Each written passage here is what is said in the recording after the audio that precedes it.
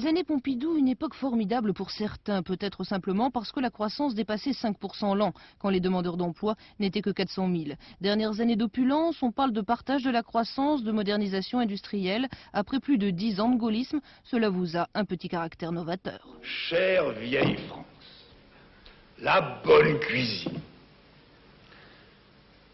les Folies Bergères, le Gai Paris, c'est terminé.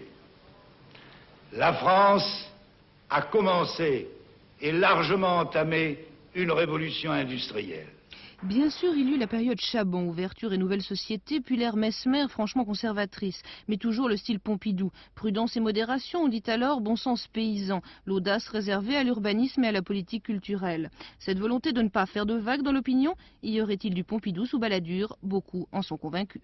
Georges Pompidou croit que les tempêtes, il y en a toujours dans l'histoire, que l'histoire est souvent tragique, mais qu'il vaut mieux des temps calmes et que les temps calmes, c'est ce que les Français préfèrent.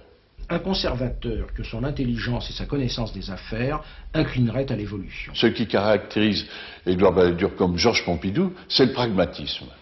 Ce ne sont pas des idéologues.